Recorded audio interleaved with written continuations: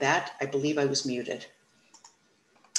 As my nameplate says, I'm Susie Polgar. I'm the Executive Director for JNF Regional Ontario, which encompasses all of the smaller cities, towns, and Jewish communities in Ontario outside of Toronto and Ottawa. I'd like to thank everyone for joining us on Zoom tonight. We're all concerned about the current situation in Israel, and I felt that Consul General Galit Baram could give us an accurate accounting and update. There will be time at the end of her briefing for questions, and we hope to be able to get to them all, but we have to be done by 9 p.m. So we will take as many questions as we can. That the instructions will be given a little bit later. Consul General Baram joined the Israeli Foreign Service in 1994.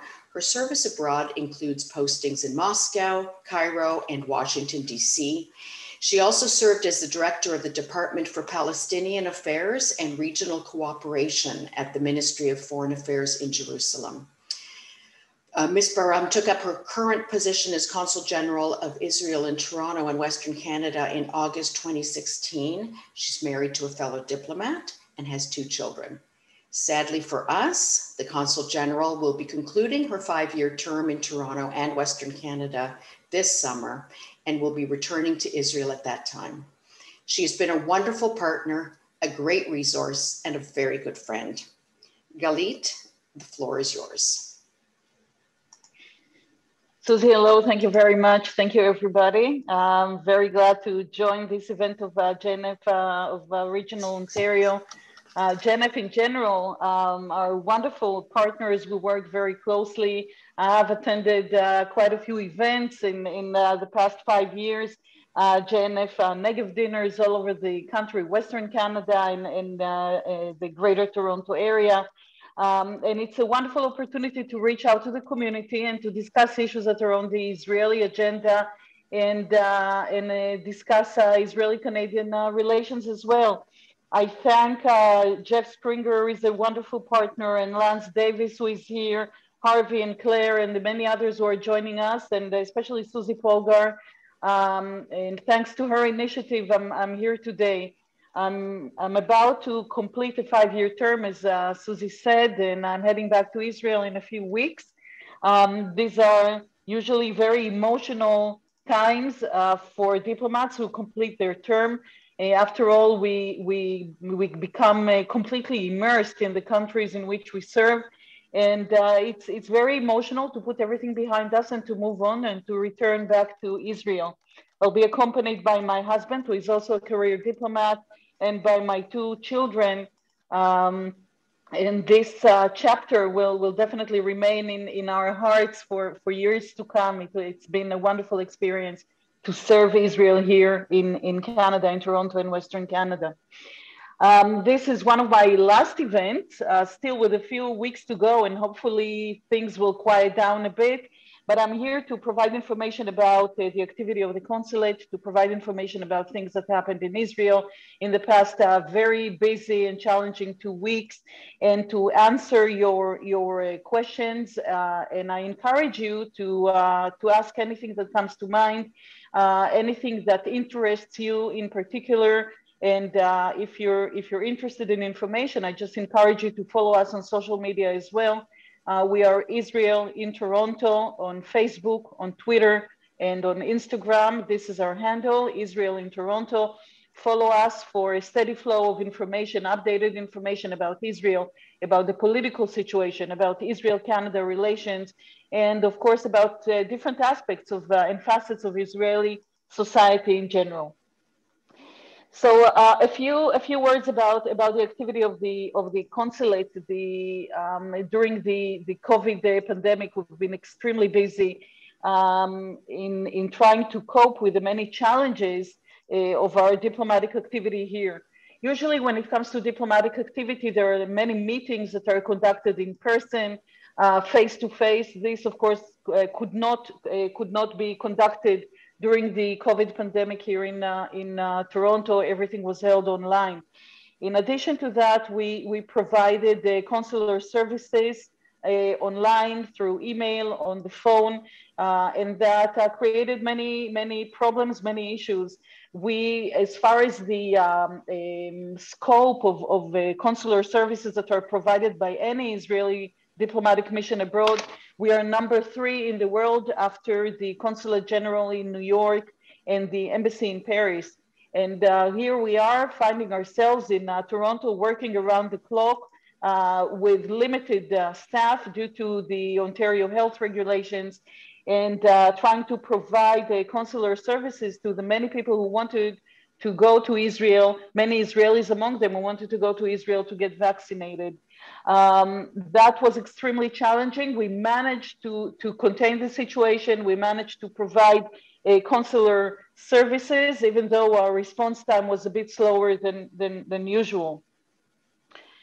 Then when there was already a certain sense of relief, especially in Israel when it comes to COVID, the percentage of people who have been vaccinated in Israel rose steadily. We saw and we witnessed a lowering number, a dropping number of reported cases of COVID. And then we witnessed the terrible disaster, the stampede on Mount Meron during Lag BaOmer celebrations. That was actually a very good lesson for Israelis, Jews and Arabs alike, religious and secular, ultra-Orthodox.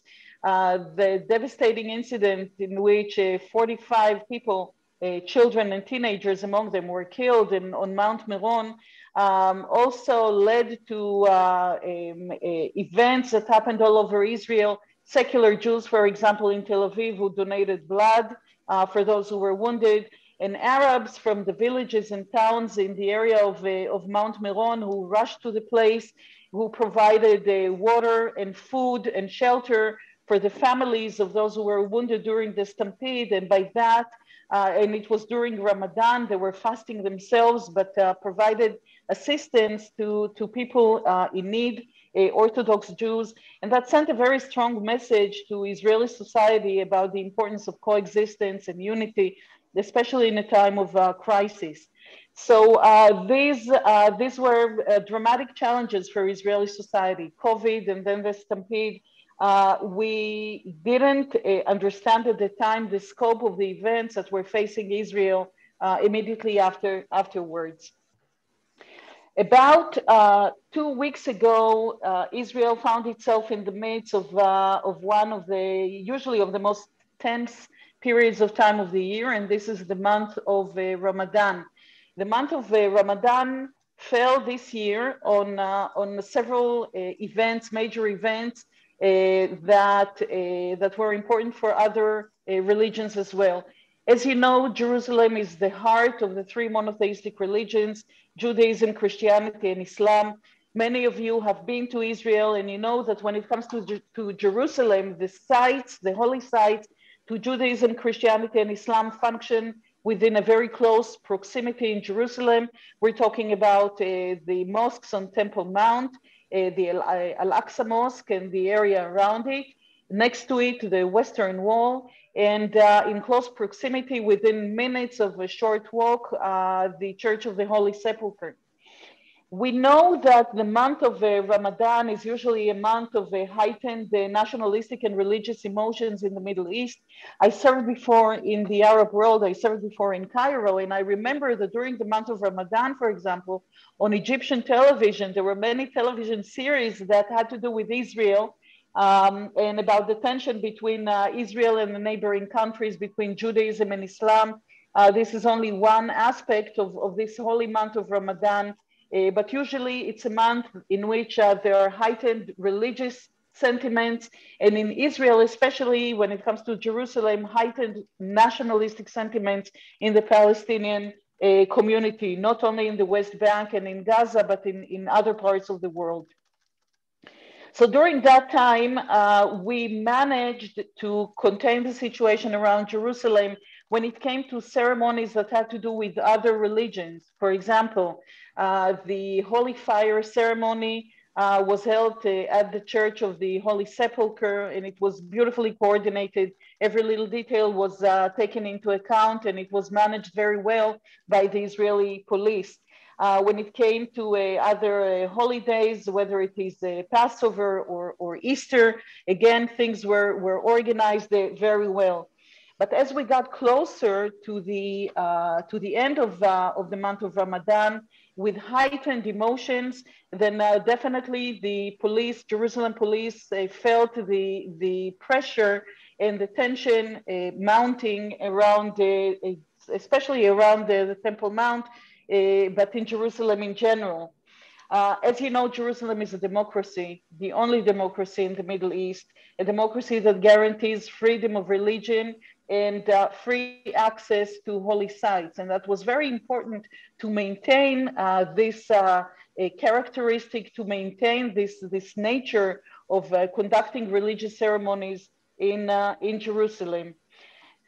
But there were two incidents that attracted a lot of attention during these days, incidents that were not related whatsoever to access to Temple Mount or to Islam or to the holy month of Ramadan. But they were used, actually, they were utilized for the purposes of deteriorating the situation and leading to heightened tension, and later on to the explosion of emotions that led to violence and to riots in Jerusalem and in other parts of Israel. One incident had to do with a legal case around the neighborhood of Sheikh Jarrah. Sheikh Jarrah is a neighborhood in East Jerusalem. And in that particular neighborhood, there is a certain case that is that was brought before the court in Israel. It's a case that involves a property of Jewish families, property that was purchased at the end of the 19th century, around 1975 or so, in which 5 families or several families purchased property in that particular neighborhood, and they had the documentation to prove that already from the times of the Ottoman Empire, from the Ottoman era. In 1948, these Jewish families found themselves in Israel. They had to leave, to evacuate their homes, and ended up in Israel. And of course, since there is no vacuum in the Middle East, there were Arab families, Palestinian families that entered the houses in Sheikh Jarrah, in that neighborhood. In 1967, when the city was reunited after the Six-Day War, the families appealed to the court in Israel and requested the property back. Since there were already Palestinian families living in those houses for several decades, it was a legal issue that needed to be resolved, that had to be resolved between the owners of the property and between the Palestinian families. This is a complicated case, there is no question about it. It's been debated in courts for a very long time, but it is a legal case and should be resolved between the two sides. What happened is that around the days in which the situation started to deteriorate in Israel, I believe it was May 10th, if I'm not mistaken, the court was supposed to present or consider a certain compromise and bring the two sides to discuss it directly. And that case was utilized, it was used by Hamas, a terror organization that controls Gaza. It was used very cynically as a tool in order to deteriorate the situation and in order to accuse Israel as if it's trying to evict Palestinian families from their homes in Sheikh Jarrah. And even though that was not the case, again, as I mentioned, it was still discussed in court. That was the issue of Sheikh Jarrah. One issue that keeps coming up when we see, by the way, the protests, the many protests that were conducted here in Canada as well, and I'll discuss in detail if there is interest later on. Another issue had to do with prayer arrangements on Temple Mount. Traditionally, even though Temple Mount has a very strong connection to Judaism as well, as we know very well. When it comes to prayer arrangements, and especially during the month of Ramadan, we are extremely cautious in the number of people we allow in and in the number of worshipers of different religions who are allowed to be present on Temple Mount. We have to remember that this is a time of COVID still. And during the month of Ramadan, usually a very large number of Muslim worshipers is allowed to pray, to attend the mass prayers during the month of Ramadan, especially on Fridays, but not only. And then very small numbers of Christians who visit the place and a minuscule number of Jews who are allowed as well. During these days, since this is not a new thing that emotions tend to be very heightened during the month of Ramadan, especially around Jerusalem, the Israeli police took necessary precautions in order to de-escalate the situation as much as possible. For example, one step was to eliminate Jews from, or stop Jews from entering Temple Mount and praying there. That was, they were told they were not allowed to enter the territory of Temple Mount during these days. Another thing that was taken into account, another step by the police, was to reschedule the case concerning Sheikh Jarrah, which I described earlier, to postpone that discussion in the court. And a third step that was taken was had to do with the celebrations around Jerusalem during Jerusalem Day. Jerusalem Day is a day that marks the reunification of Jerusalem in the Six-Day War, in which traditionally in Jerusalem, there is a flag march, a flag parade, and celebrations that usually end in dancing around the Western Wall. The police, while realizing that the situation was more tense than usual, first of all, announced about the change of the route of the flag march, and then canceled it altogether in order not to attract too much attention and not to deteriorate, not to contribute to the deterioration of the situation. By that time, the situation on Temple Mount got out of control with protesters, with rioters, with the use of rocks and the petrol bombs, Molotov cocktail bottles, which were thrown at police officers and on the worshippers, Jewish worshippers near the Western Wall. And of course, the police had to react in order to calm down the situation, to contain the situation. We believe that the situation deteriorated directly because of Hamas incitement and because of the claim, an unbased claim, that Muslim worshippers were not allowed to pray on Temple Mount. And this is, of course, far from being the truth. Israel is committed to allowing worshippers of the different monotheistic religions to pray freely in Jerusalem. From Jerusalem, the situation influenced this tense tension between Jews and Arabs, between Jews and Muslims, spread to other towns and cities around Israel, especially to cities that are defined as mixed cities, Jews and Arabs living in very close proximity in the same neighborhoods, in the same buildings. And we saw alarming manifestations of vandalism, very violent riots, incidents of burning synagogues, burning cars, public property. And of course, there were a couple of cases of lynching that I would say even openly set the country ablaze. That was something that shocked both Israeli Jews and Israeli Arabs, since the majority is interested in living together, in cooperating, and contributing together to the stability and safety of our society. That was definitely a challenge, a serious challenge for the Israeli police, who needed to deal with the situation in Jerusalem and deal with the situation in many other towns and cities around Israel. During that time, as we were coping with the situation in Israel with this deterioration, Hamas, a terror organization, renewed rocket attacks towards the south of Israel. A few words about Hamas. Hamas is a terror organization, and it is recognized as so by not only by Israel and by the United States, but also by Canada, by Australia, by New Zealand, by Western European countries, by the European Union itself. It's a terror organization. It is fed ideologically and financially by Iran. It's a proxy of Iran and functions as the long arm of Iran in the region, in the Middle East. There is another such organization, and this is Hezbollah, which is active in southern Lebanon. Hamas constitutes a serious problem not only for Israel, not only for Egypt, because it created a mini terror entity in Syria, in Gaza.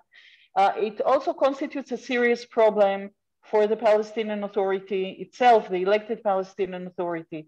Hamas gained control on Gaza in 2005 by using the democratic elections that were conducted in the Palestinian Authority at that time. And this is not an uncommon example in which I would say an anti-democratic entity, a terror organization utilizes a democratic system in order to gain control and to gain power. Hamas took over Gaza. And since then, we've been experiencing repeated tension on our southern border, on the area of Israel, which is called the Gaza envelope. These are all the kibbutzim, the moshavim, the towns on the south of Israel. And as you know very well, JNF and other organizations here in the Toronto area traditionally support such communities in Sderot, in Beersheba, in other parts of the south of Israel, in which people pretty much raise their children in bomb shelters because of repeated Hamas rocket attacks.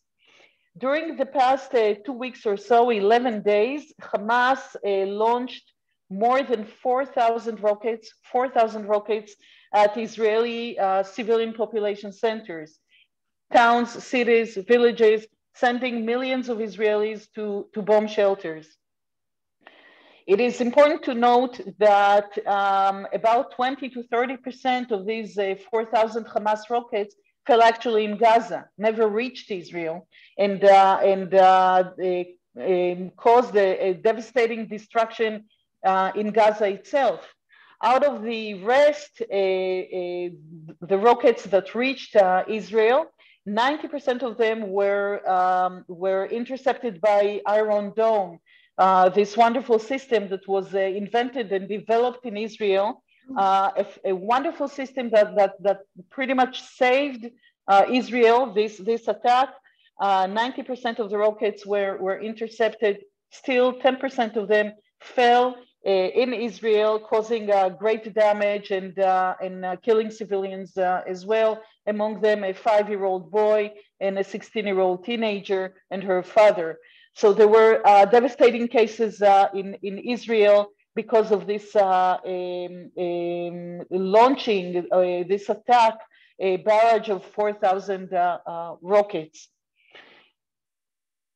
I have to say that at a certain point, there was a decision to retaliate. No country in the world would have accepted such a situation in which even a single rocket falls on a civilian population. And the IDF had to retaliate. There were many discussions about how to do it in a surgical manner, in a measured manner, taking into consideration that we're dealing here, a sovereign country with an organized army that is dealing with a terror organization that is hiding behind civilians, that is using civilians, Palestinians, as a human shield. We know and we've known for quite a few years that Hamas operates from within the densely populated neighborhoods of Gaza, while stashing rockets and ammunition and equipment in terror tunnels and underneath residential buildings and schools and clinics and hospitals. And of course, this is extremely difficult to deal in such a situation of an urban warfare, fighting with a terror organization that is hiding behind the civilians. Nevertheless, we had to try to harm the infrastructure of Hamas as much as possible.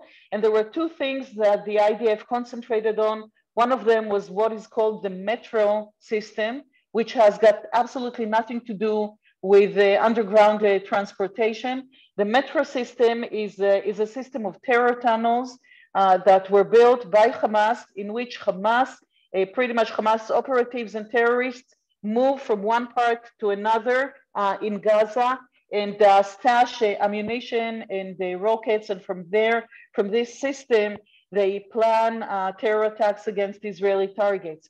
So one thing was to try to destroy the metro, so-called terror tunnel system.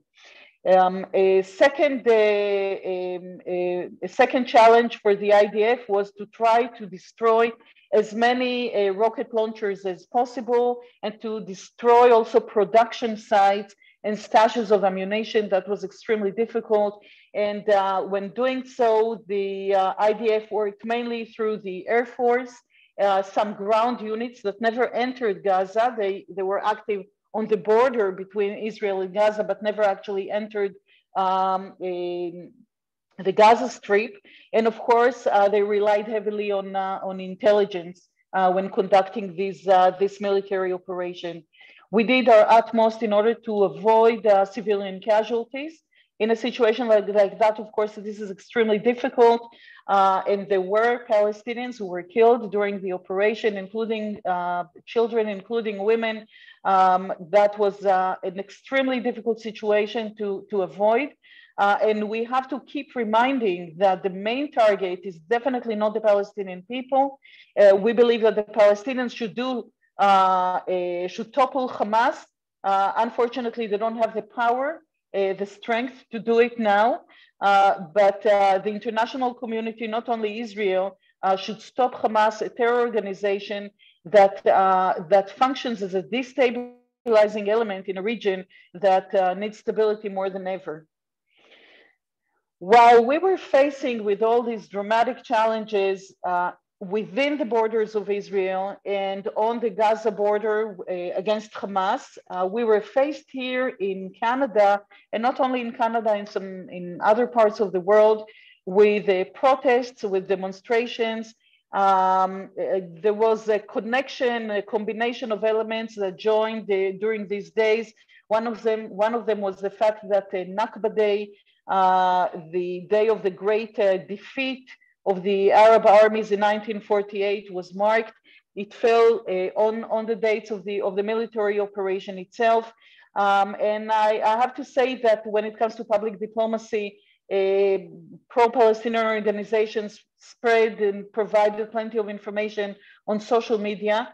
Much of it was biased, of course, it was one-sided. And we found ourselves leading an uphill battle in order to provide information about Israel's perspective and about events in Israel. It seemed that there wasn't a lot of interest in the devastating effect of 4,000 rockets falling on civilian population in Israel. And we conducted here meetings, we provided information on social media, not only here in Canada, but in other countries as well.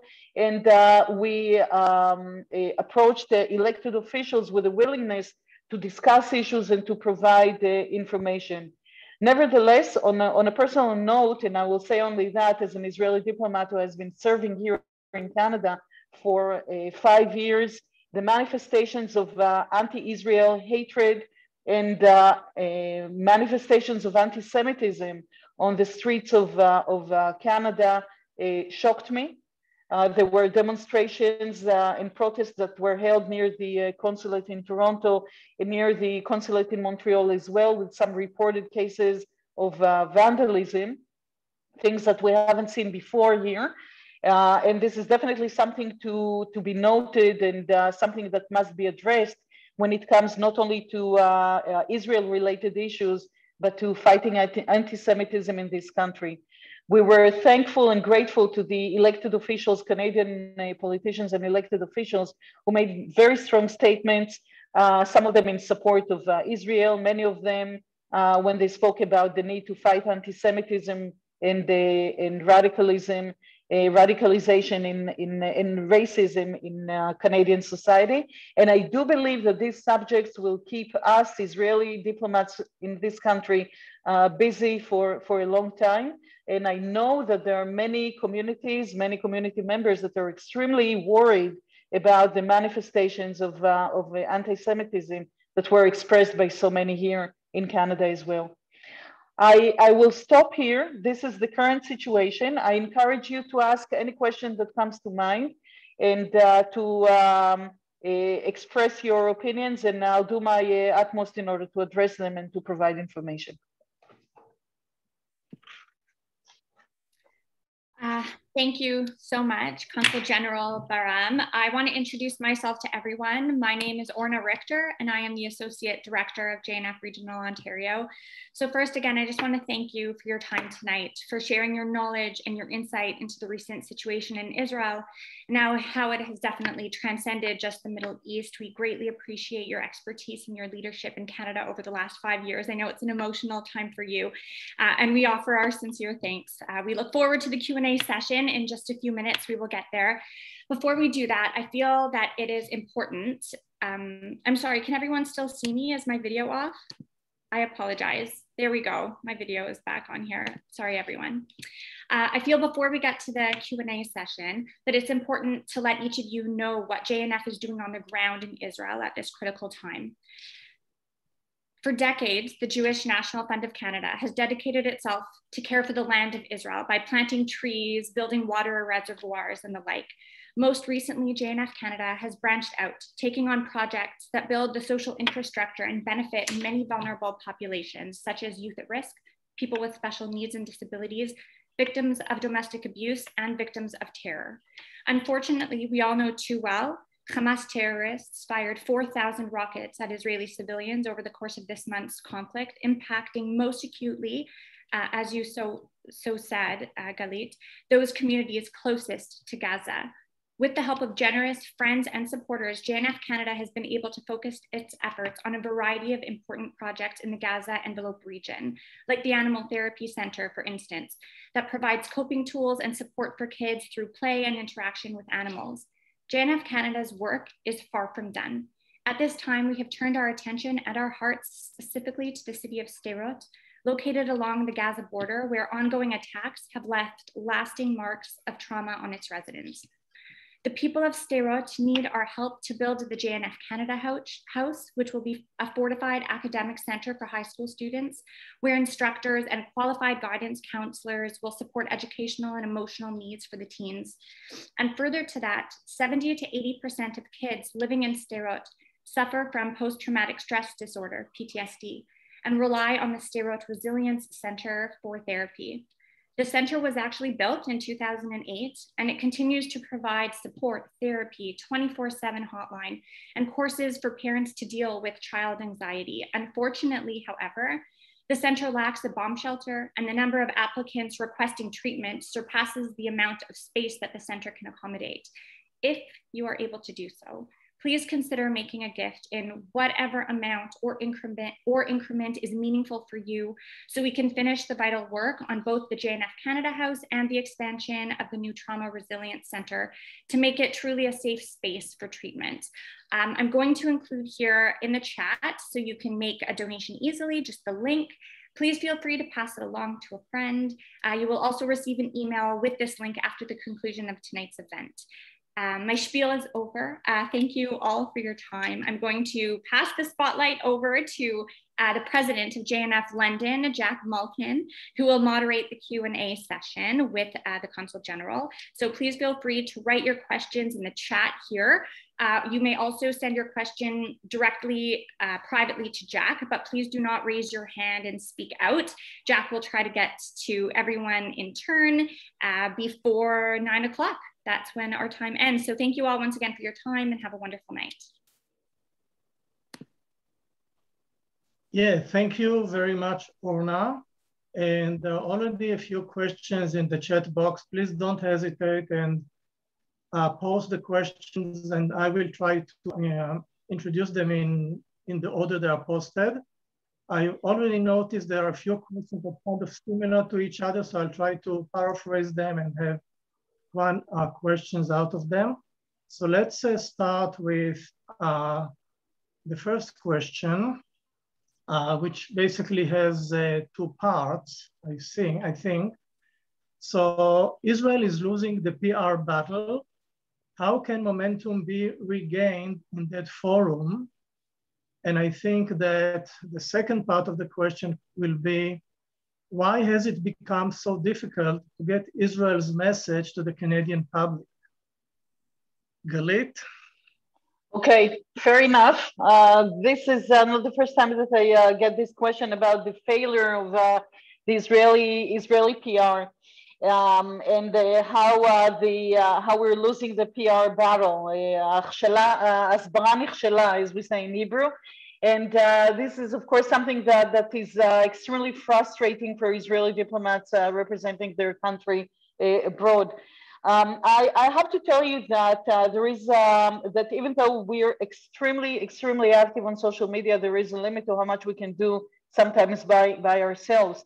I'll give you an example. The Israeli Ministry of Foreign Affairs is considered one of the most active ministries on social media. Not only that we provide information in English and French, two widely spoken languages, we also provide information in Russian, in Arabic, and in Persian and in Spanish. We see a growing number of followers who speak Persian. And in the Arab world, we have more than 3 million followers, people who are interested in Israel, who are extremely curious about Israeli society and about the Israeli perception on developments in the Middle East, Israeli culture in general.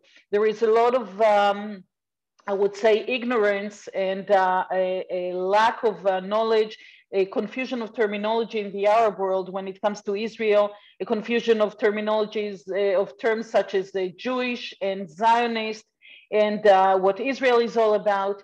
And through the social media channels of the Ministry of Foreign Affairs, people get information. Sometimes they react almost aggressively, and sometimes they're extremely curious. And I believe this is, as I mentioned, an uphill battle in a process, but it is extremely encouraging to see the growing number of followers that we have in the Arab world. In addition to that, every diplomatic mission around the world and every diplomat who serves Israel abroad operate their own social media channels. Just to give you an example, the Consulate General in Toronto in Western Canada is active on Facebook, on Twitter, on Instagram. We are Israel in Toronto. The consulate in Montreal does the same, Israel in Montreal, and the embassy in Ottawa is Israel in Canada. Follow them for information and updates about the political situation.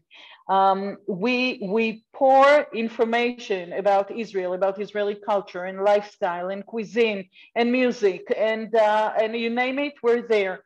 And of course, that some people find their own personal connection to Israel through political events because this is what they passionately care about.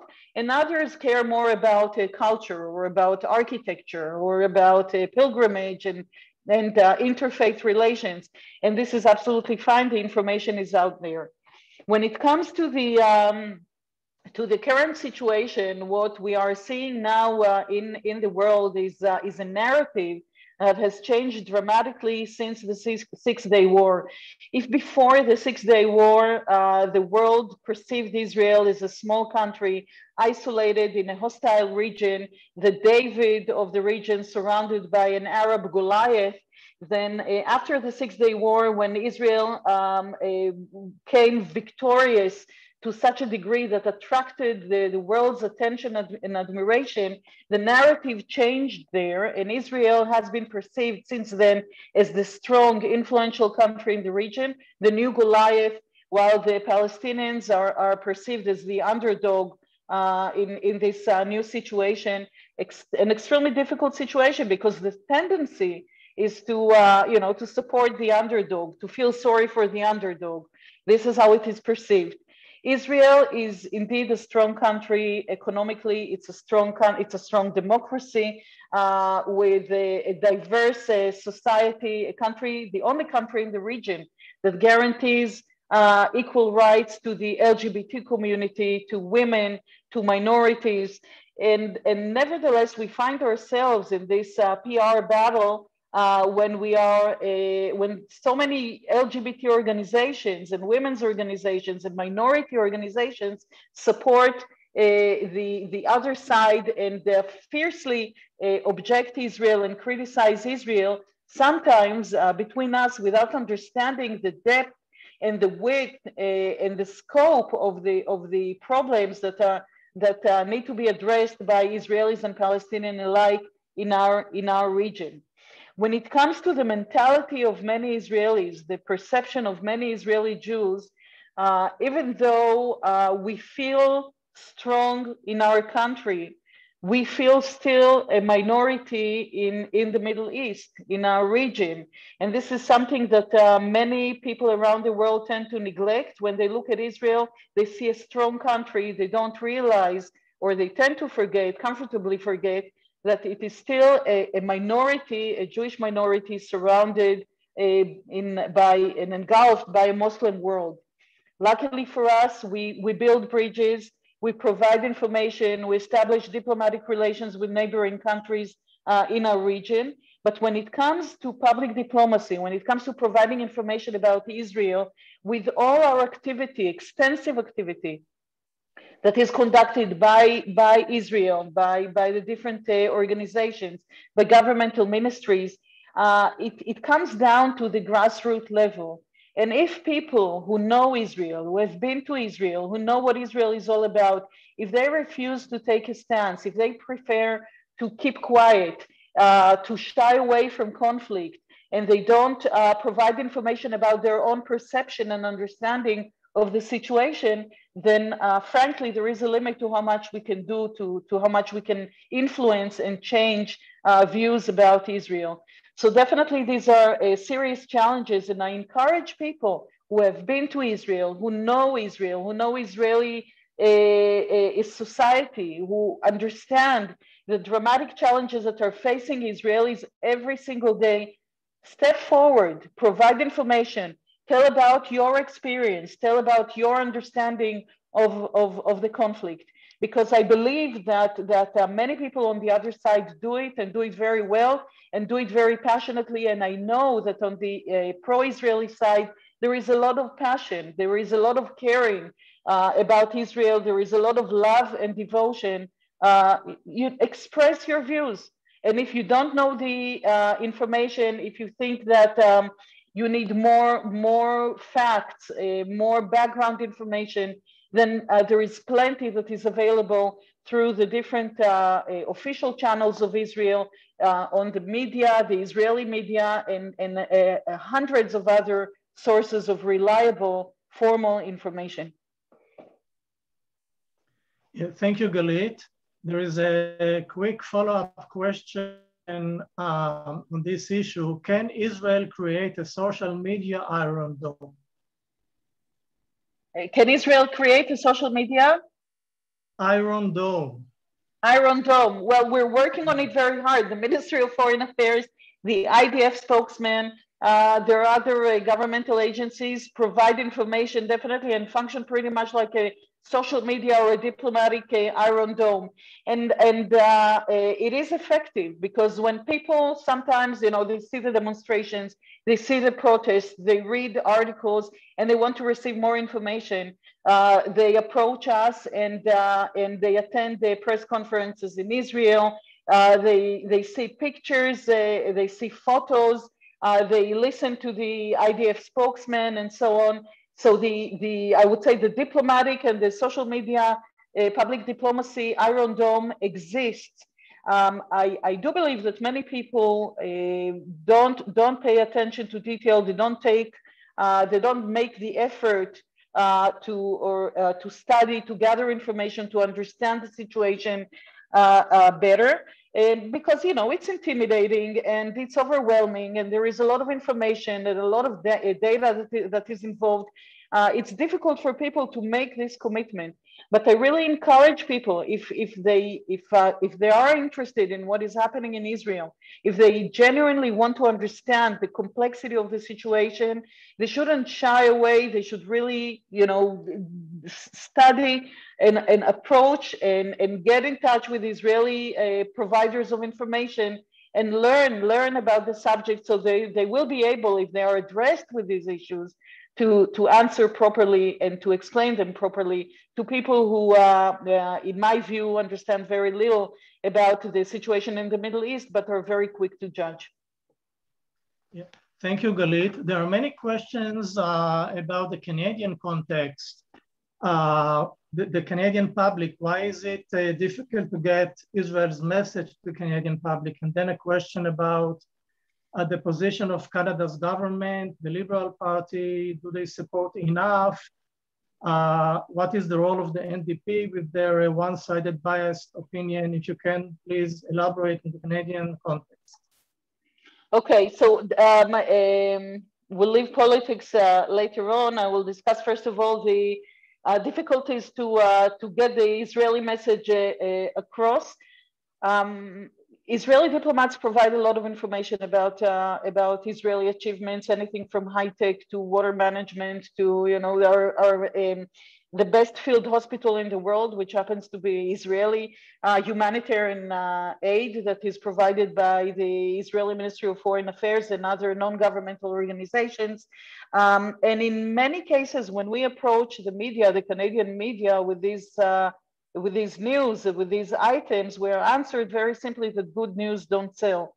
And this is the bitter truth when it comes to our contemporary world. We know very well, and we have to be frank with ourselves, that our tendency, and the human tendency in general, is to read about natural disasters and about tragedies and about drama, and less about good news. This is a reality we have to deal with. So when on one hand, journalists are tempted to cover, let's say, a certain regional conflict, and on the other hand, read about a major breakthrough in scientific research, then the tendency is to write about the conflict. This is something that we're dealing with. And we find that through social media, actually, this is a very useful tool to provide information, not always through I would say, the organized, more traditional media channels. When it comes to academic research, to the business community here in Canada, we know that people understand a lot. They know a lot about Israel in their own field of expertise. For example, those who are experts in agriculture or in medicine or in water management know very well that they can find excellent counterparts and partners in Israel. They know that they don't need our help, they don't need our assistance. They already have contacts in Israel. Many of them have been to Israel, many of them have traveled to Israel, and they maintain excellent relations, working relations with the counterparts in Israel.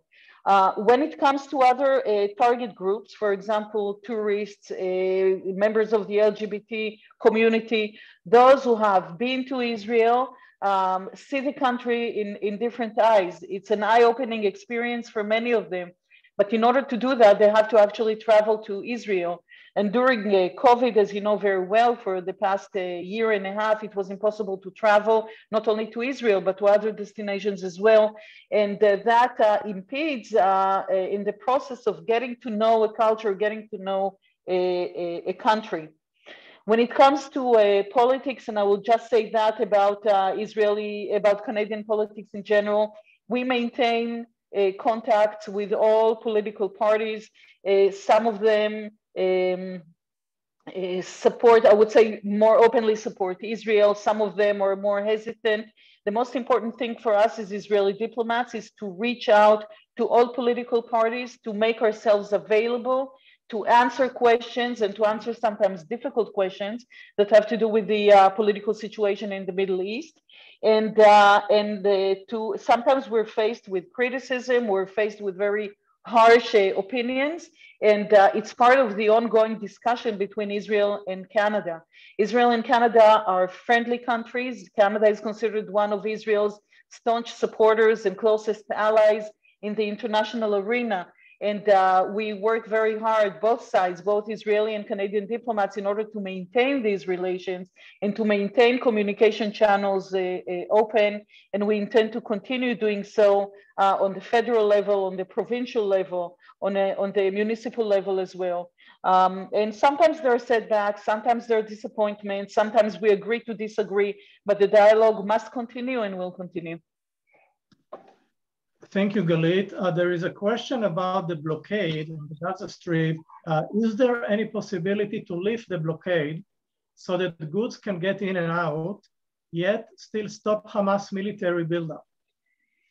Okay, this is a very good question about Gaza. When it comes to humanitarian aid, food, water, fuel, things continue as humanitarian aid. Of course, they're allowed in. There is no problem with that. Our problem, as I mentioned, is not with the Palestinian people, but with Hamas, the terror organization, Hamas activists. There are several other terror organizations that are active in Gaza, and one of them is the Islamic Jihad, but it's mainly Hamas that cynically uses the Palestinian population and the pain and the suffering of the Palestinian population as a political tool against the elected Palestinian government in the framework of the power struggle on leadership in the Palestinian Authority, as a tool against Israel in the international arena.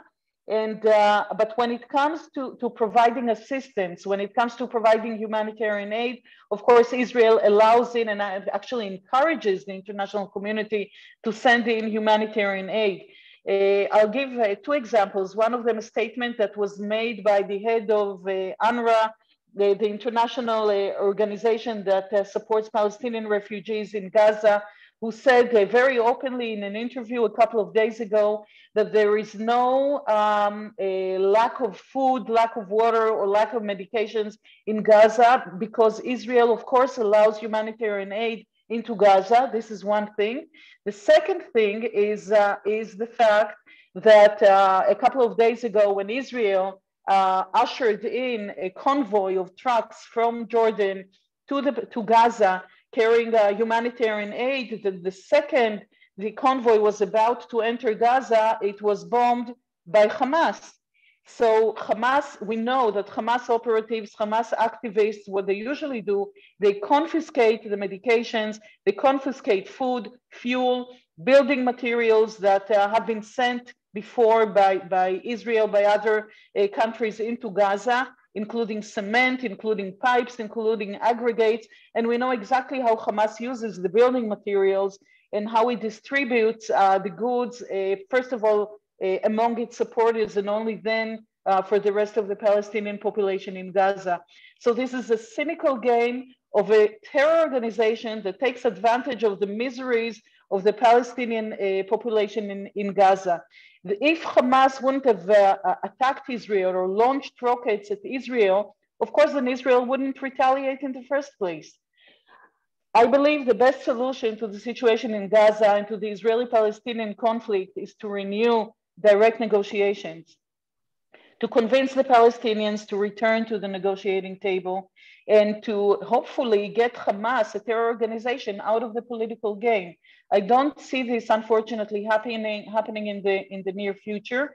Israel's aim is definitely to renew direct negotiations with the elected Palestinian government, because at the end of the day, all of us would like to live in peace, in cooperation, in stability, for our sake and for the sake of future generations, our own children and grandchildren. I believe this is the bottom line when it comes to the Israeli position, and we would like to see the same approach on the Palestinian side as well.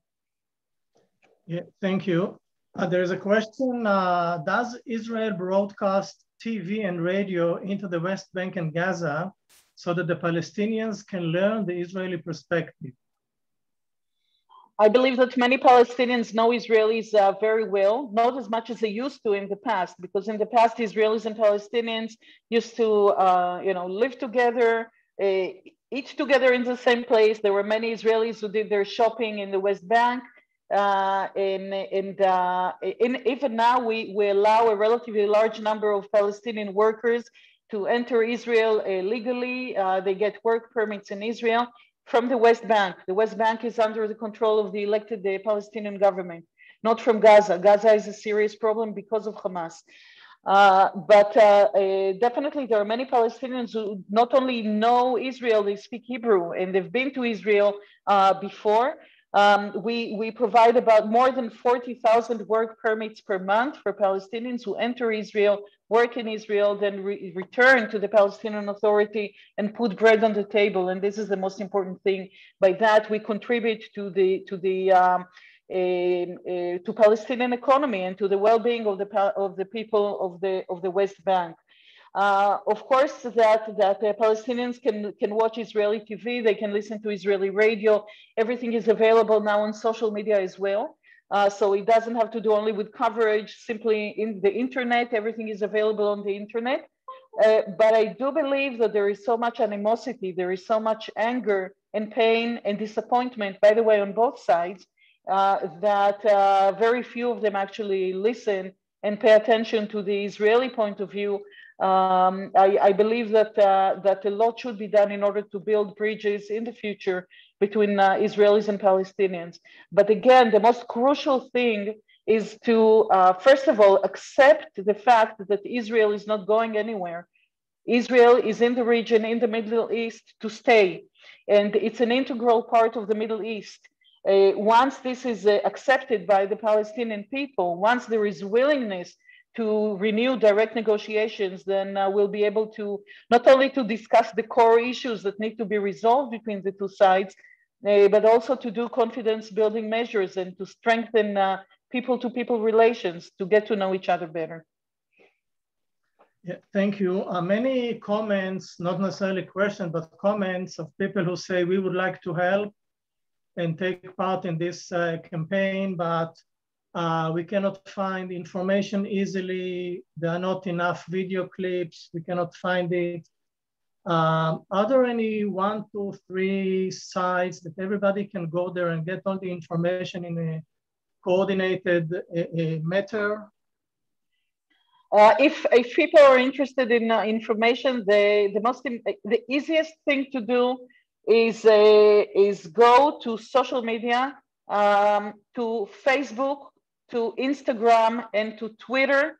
Go and look for Israel in Toronto. Israel in Toronto.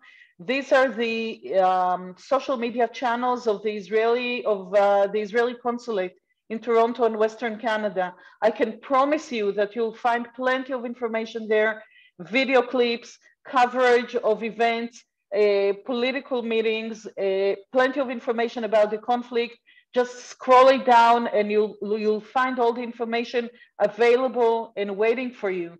And if you need additional information, then through media, social media on Facebook and on Twitter, you can reach out to us, you can contact us and simply request more information. We'll gladly do that.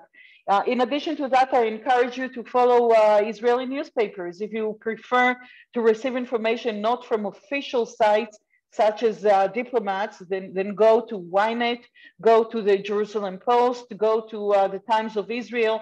There is plenty to Haaretz in English. You'll find plenty of information about events, political events in Israeli society there. But if you're looking for information from official sources, the Ministry of Foreign Affairs, again, we are Israel in Toronto on Facebook, on Twitter, on Instagram. Don't be shy, just contact us. The information is there waiting for you. Okay, thank you. There was a specific question about your presentation. Can we share it? Or maybe you would say that all the information exists in the social media channels. When it comes to JNF, I believe this is a decision of JNF because to share the recording of the event or just to share the information that I provided here. It's not classified information. It's not classified information.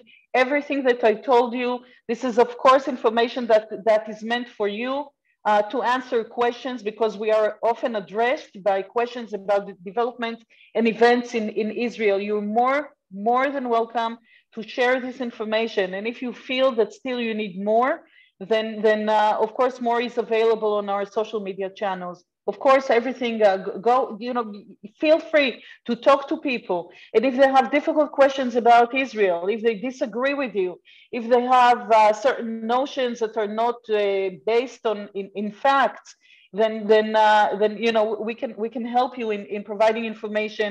And by the way, there are many organizations, other organizations that are active in the Jewish community that could assist you with the additional background papers and the talking points, whatever you find fit, whatever you find necessary. Yeah, thank you. There's a question about the rising of anti-Semitism, especially after the event. I mean, rising of anti-Semitism did not start now. I think it's been around for many years. And I remember in previous conflicts with the Palestinians, it was kind of a roller coaster, goes up and down, but it seems the trend is more and more, and it may be too close to the event to get a historical perspective, but what can you share with us about the concerns about rising of anti-Semitism in the world? Well, when it comes to anti-Semitism, then seriously, it's an uphill battle. It's a serious challenge. Just to tell from my experience in serving in the Arab world, I served in Moscow before, in the former Soviet Union. And in too many cases, I found books such as the Protocols of the Elders of Zion and Mein Kampf offered on the shelves, on bookshelves, in bookshops, which is for me, as an Israeli diplomat, as a Jew, it was shocking. It was a shocking experience. We know what anti-Semitism is. We identify it in different arenas, in different areas, different regions of the world. And there is a very strong connection that is done between anti-Zionism and anti-Semitism. Those who try to separate the two terms actually don't understand the close connection between the people of Israel and the land of Israel, and ignore 2,000 years of yearning to return to Zion, to the land of Israel, as if Israel does not belong in the Middle East, as if the Jewish people, Jews are taking advantage, outsiders in a region in which they don't belong. And we know very well, based on our 3,000 years of history in the Middle East, that such claims are baseless. Denying the connection between Israelis, between Jews and Jerusalem, for example, is ridiculous, because we pray to return to Jerusalem every day. We pray, we mention Jerusalem on every celebration, on weddings and on events, in Passover. But people who are not Jewish, people who grew up in societies in which anti-Semitism was prevalent, find it very difficult to understand. Sometimes they adopt certain views and certain opinions about Israel and about Jews in general based on total lack of information, on ignorance, and tendency to fall into simplistic statements. I believe that the best way to fight anti-Semitism is by providing information and by knowing the facts ourselves. I want to believe that we prepare the young generation, teenagers, and who soon will go to university, to know enough, to be knowledgeable about their own Jewish identity and the connection between Judaism and Israel, the importance and the centrality of Israel in their Jewish identity and self-definition. I believe this is the best cure. Once they know how to cope with anti-Semitism, it will be easier for them on campus. And when it comes to governments, and I'm saying it as an Israeli diplomat, of course, we Israeli diplomats maintain very close relations with governments and with organizations all over the world. We believe that the best approach to fight anti-Semitism is, first of all, by very strong statements that come from the political level, and of course by prosecution, the support of the legal system, adopting tools, adopting resolutions in order to fight manifestations of anti-Semitism. And we see that in the making, we see that happening already in Canada, in other countries. And definitely it comes back to education, a commitment on the side of the local education system, and of course, education in the Jewish community. And this already exists here in Canada. And we know that there are quite a few organizations in the Jewish community that are extremely active when it comes to fighting anti-Semitism and educating the next generation. And this is wonderful to see that. Yeah, thank you. There is a question about the role of Egypt with regards to Gaza Strip, Hamas. Egypt shares a border with the Gaza Strip on the other side. Will it be possible, hopefully there will not be any more conflicts, but in future conflicts, to evacuate Palestinians from Gaza Strip to Egypt for a short time? So when Israel fights with Hamas, there will be less civilian casualties, and in general, the role of Egypt. Well, when it comes to Egypt, first of all, Israel is fortunate to have Egypt as the friendly country. We were enemy countries for a very long time, for decades.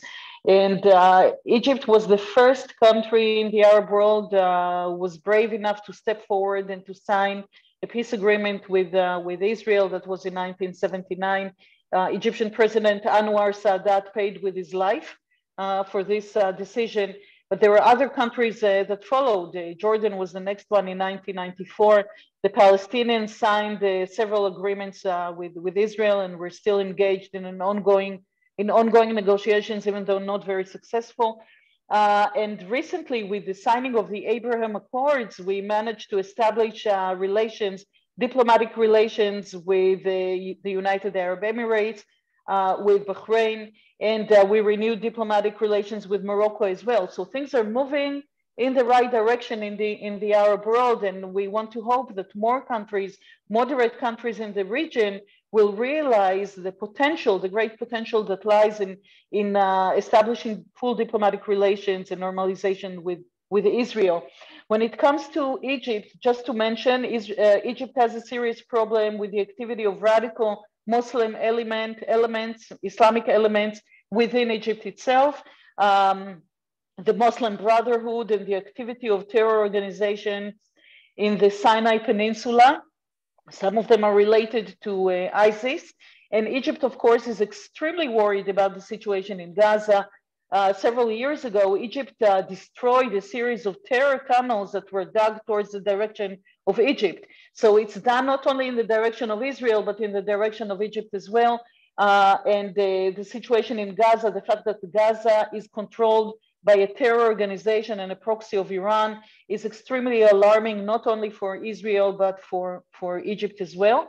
And definitely the issue of Gaza should be resolved.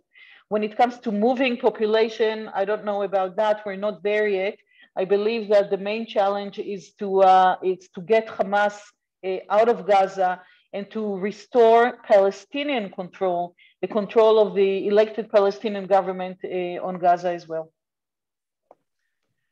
Thank you. There is a more general question about this two-state solution. Is it still doable? And if not, will a one-state solution be doable? Well, I believe the interest of the two sides, both Palestinians and Israelis, is a two-state solution. There is a Jewish state with non-Jewish population in it. This is very important to mention that 20% of the population of Israel is non-Jewish. The Palestinians want a state of their own. I believe that the best way is to renew direct negotiations between the two sides. The Palestinians for quite a few years now have utterly refused to renew direct negotiations with Israel. And they choose to try and put pressure on Israel through the international community, through international organizations such as the UN and other international agencies. By that, avoiding any direct negotiations with Israeli officials. And this is a shame. I used to be a director of the Department for Palestinian Affairs and Regional Cooperation at the Ministry of Foreign Affairs. And I know that there were many projects, regional projects, that could have benefited not only Israel and the Palestinians, but the neighboring countries as well. Many of these projects were supported and still are supported by Canada and by the United States and other countries in order to better the lives of people who live in the region when it comes to water management, when it comes to economic activity, when it comes to technology, and so on. And I believe that the responsibility of the sides is to renew direct negotiations when we're calling the Palestinian Authority to do that, to do the courageous thing, the important step of renewing and negotiations and discussing even the most difficult core issues. And this is the only way. There are no shortcuts. How can you reach an understanding? How can you reach peace with a country if you refuse to negotiate with this country? So this is the only solution. And when we get there, when we renew negotiations, and we'll be able to discuss a whole list of core issues from water management to economic development, borders, security. There are so many issues that still need to be addressed in our region. Yeah, thank you. And a quick follow-up question about the demographics of the Jews and the Arabs/Palestinians in Israel, birth rates, and so on. Which direction does it go? Who makes more kids, and how is it going to impact demographics in the next decades? Okay, so I understand the question refers to Israeli Arabs. Some of them define themselves as Arabs of 1948 or Palestinians, bearers of Israeli passports. It doesn't matter, they're citizens of Israel. So according to the recent statistics, it's about 80% Jews, 20% Arabs. The Arabs include Christian, Muslim, Druze, Bedouin, Circassians, and some of them serve in the army, some of them don't, some of them prefer to do their national service. All of them study in Israel, they have equal rights in Israel, they're educated in Israel, they get elected to the Knesset, the Israeli parliament.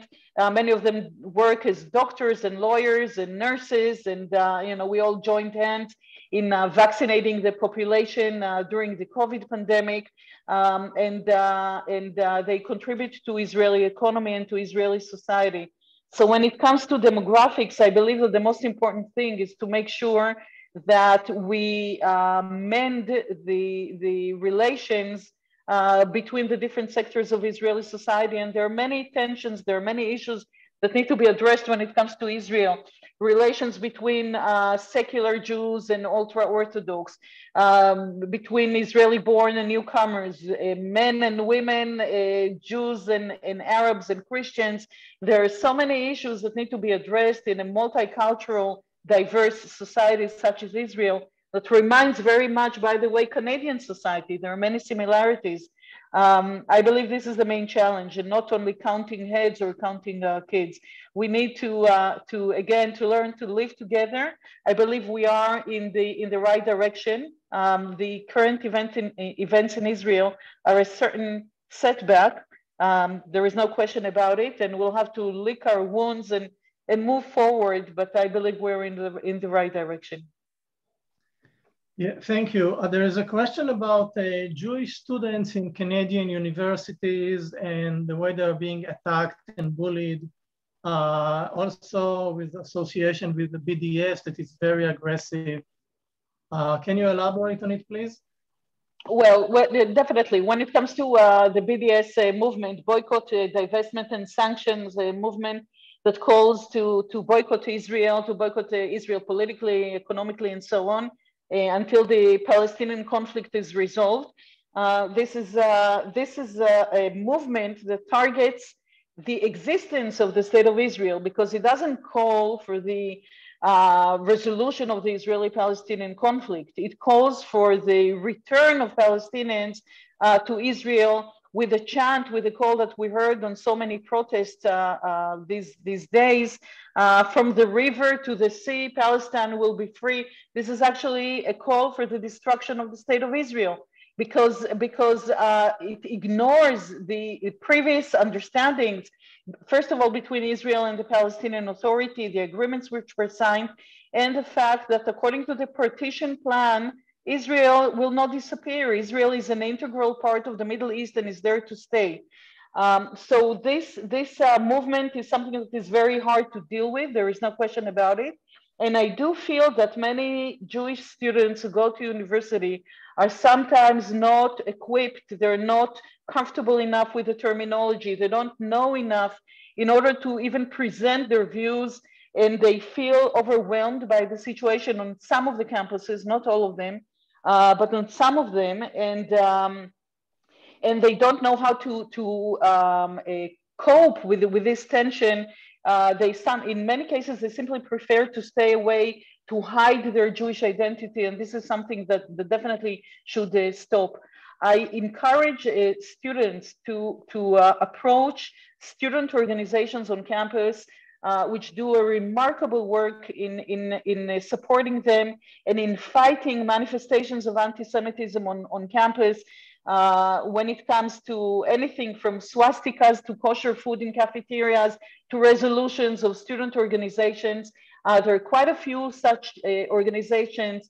Hillel is one of them, Hasbara Fellowships, Stand With Us. I know that Chabad are doing a wonderful work on many of the campuses. The resources are there. Jewish communities are there to support students on campus.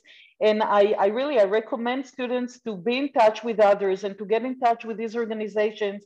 And again, to challenge us Israeli diplomats serving in Canada. If there are issues, if there are questions, if you feel that you don't have enough information, you know where to find us. We're Israel in Toronto. Yeah, thank you. There are a few questions about, you mentioned the Hamas missiles that basically fell within the area of the Gaza Strip and caused casualties. Do we know how many Palestinian casualties were there as a result of their own rockets? According to the information I received from the IDF, we received from the IDF about 20 to 30% never reach Israel. And we know that there were some cases in which Palestinian civilians, including children, were killed by Hamas rockets that never reached Israel. They fell in Gaza, and this is not the first time. These are very, I would say, low technology kind of rockets. They're made out of pipes, and they're produced locally. They still cause a lot of damage. About 20 to 30% of the 4,000 rockets actually fell in Gaza. And since Gaza is a densely populated area, then of course they caused a lot of damage and casualties as well. I'm not ignoring the fact that there were casualties during the attacks of the IDF. I would like to stress that we make an effort to avoid civilian casualties in the Palestinian Authority in Gaza. And there are different techniques that are introduced by the IDF, by the Air Force. For example, the technique of what is called the knock on roof technique, in which people in a building are warned in advance, including the use of leaflets, including the use of telephone calls in advance, warning owners of buildings, warning people to evacuate from the building before a certain building is bombed. We choose, or the IDF chooses what buildings to bomb, because usually there are certain functions, there are certain facilities that are related to Hamas, either production facilities, ammunition stockpiles, or units, Hamas units that are stationed in a certain building. And we know, we have the intelligence, and this is how the IDF chooses what buildings to bomb and what buildings to leave alone. Still, when you fight within a densely populated area, there are mistakes that are done. And unfortunately, sometimes there are civilian casualties as well. We try to avoid it very much. Yeah, thank you. There is another question which refers to the internal political situation in Israel, the political limbo, the chances for a fifth elections. Are you in a position to discuss it? Well, this is a very delicate question to ask a diplomat when it comes to the internal political situation in Israel. We've been through 4 rounds of election. What I can say as an Israeli diplomat, that the people of Israel are yearning for a coalition government to be formed. I believe that when it comes to budget, when it comes to governance, when it comes to management, that we need a stable government very much, and especially when we deal with a situation like that constitutes a threat on Israel's sovereignty and security. All of us are yearning. It's been two years already of repeated rounds of election. I don't know if we'll have a fifth round of election. Maybe we'll be lucky enough to see a coalition government being formed. But definitely this is something that we would like to see very much in Israel. We don't have, I would say, we don't have the luxury of this instability in our political arena, and this situation needs to be resolved. And by saying that, I believe I represent the views and opinions of every Israeli citizen. Okay, thank you. There's a question that you talked about it a little bit, but maybe this is more specific. How much is Israel to blame for the lack of basic services in the Gaza Strip, like clean water, electricity? What is Israel's responsibility? What is the Palestinian responsibility? What is the Egyptian responsibility on this? Well, when it comes to electricity, we of course we continue providing electricity to Gaza. There was an issue of a certain debt that had to be paid to the Israel Electric Company, an issue that has been discussed between Israel and the Palestinian Authority. There is an issue, by the way, an internal power struggle, as I mentioned, between the elected Palestinian government and Hamas. And when you deal with a terror organization that in its charter refuses to recognize the right of existence of Israel, that calls for the destruction of Israel, then there is nothing to discuss. There is no chance of negotiations on paying for electricity or managing a water project. When it comes to water management, Israel built infrastructure to lead water to Gaza. The piping, there was an issue with the piping on the Palestinian side in Gaza. When it comes to infrastructure, there are serious problems in Gaza that have nothing to do with Israel. When pipes are allowed in, when cement is allowed in, and cement and building materials and pipes are used for something entirely different, such as terror tunnels, and the pipes are being cut in order to create rockets, then it constitutes a problem for infrastructure in Gaza itself. But definitely there is willingness on the Israeli side. There were many joint committees on water management and electricity and infrastructure. And in many cases, what we witnessed, and we were extremely disappointed by that on the Israeli side, is to see the cancellation of events, cancellation of meetings in the last minute. In many cases, the Palestinians simply pull out. They refuse to cooperate. They refuse to show up. When it comes to other issues, for example, medical care, then Palestinian patients from the West Bank and from Gaza, by the way, are hospitalized in Israeli hospitals. It's a difficult process. It has to do with, there is a lot of bureaucracy around it, a lot of coordination between the military authorities and Israeli authorities and the Palestinians. It never goes smoothly. I wish it could be easier. But that's the way it is. But still, there are many Palestinians who are hospitalized in Israel, and they're taken care of by Israel. And this is something, by the way, that is never covered. No information is provided about that. There are many issues that still need to be solved between Israel and the Palestinian Authority, between Israel and Gaza. The best way to do it is to return to direct negotiations with Israel. And unfortunately, we don't see that happening anytime soon. Yeah, thank you. It's time for the last question. I don't know if it's a question for you, but I will ask, and please feel free to respond. And if not, maybe somebody from JNF can respond either now or maybe later with correspondence. So there is a film that is called My Tree. I didn't have the opportunity to watch it, but my understanding is that it is very critical towards JNF activities in the past.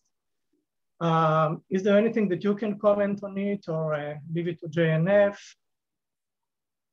I haven't watched the film. I don't know the film, so I'm afraid I won't be able to address it.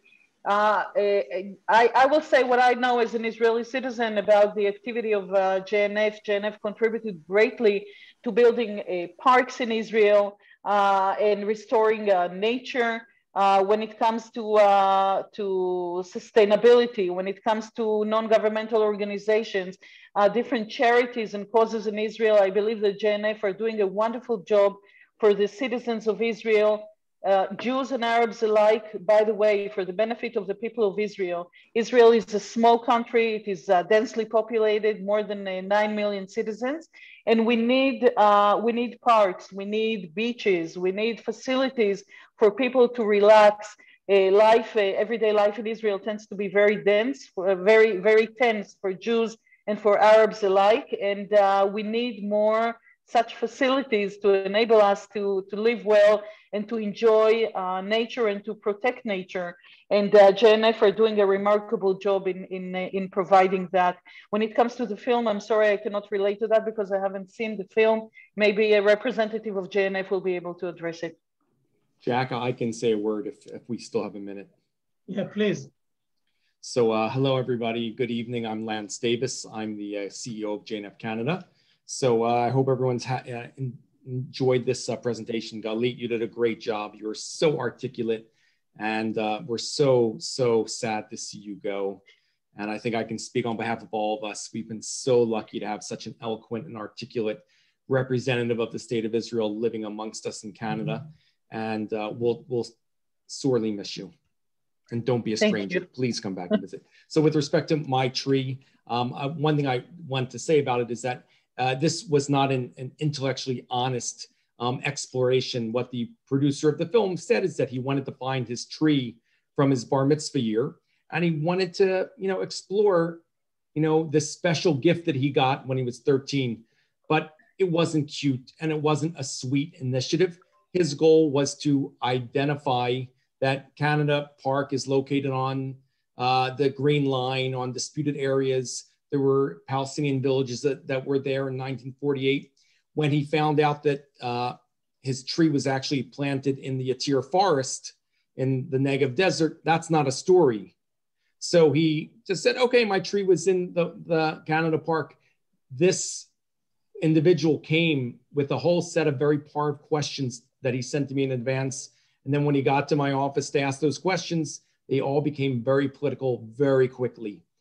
This was not an intellectually honest exploration of where did his tree get planted. This was a pre-planned effort to attack Israel and to really to give a black eye to JNF's work in building one of Israel's most beautiful parks and recreation areas that both Israelis of Jewish and Arab religion / ethnicity use weekly. Literally millions of visitors come to Canada Park every year. It's a wonderful asset. And this really was a hatchet job from the beginning. And we wanted nothing to do with it. And we stayed far away from it once we realized that there was nothing intellectually honest about this film. Yeah, thank you very much, Lance, for clarifying it. I know that we had some questions within our community, so it's good that the questions are being asked and there are good answers for it so people can educate themselves and we can move on. So this is the end of our event. So I want, on behalf of JNF Regional Ontario, I want to thank everybody for attending. It's really nice to see so many dozens of people. Maybe Zoom has some advantages. As much as we miss the personal contact, it's much easier to go on Zoom and bring so many people together, so that's really good.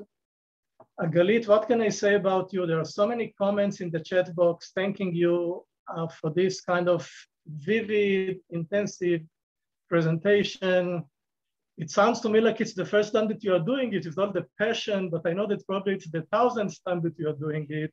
So thank you very much for being able to maintain the energy and the passion to explain Israel and the Jewish people. Everybody says Toda Rabba.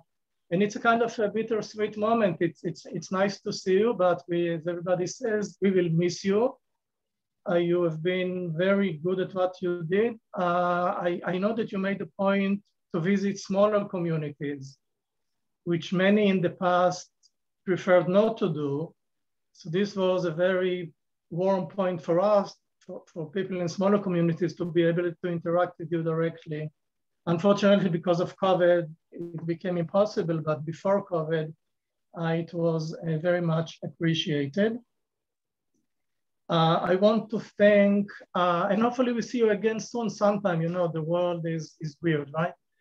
I want to thank Susie for initiating the event. I want to thank Orna and JNF staff for organizing everything and making sure that everything worked so smoothly. And as Orna mentioned, everybody will receive an email from JNF. I noticed also a link in the chat box. So please consider supporting the project in Sderot. As much as we see it from here, read, watch TV, we cannot really understand what the people who live there within 15 or 20 seconds from a missile, what they feel with the children, with the panic, with the uncertainty, with the mental health issues for children. So, you know, no donation is small. Whatever you can, whatever you feel like, will be very much appreciated by the people there. And with this, I want to thank everybody again. Stay safe, stay healthy, and hope to see you very soon again. Bye-bye. Thank you. Laila Tov, everybody. Laila Tov.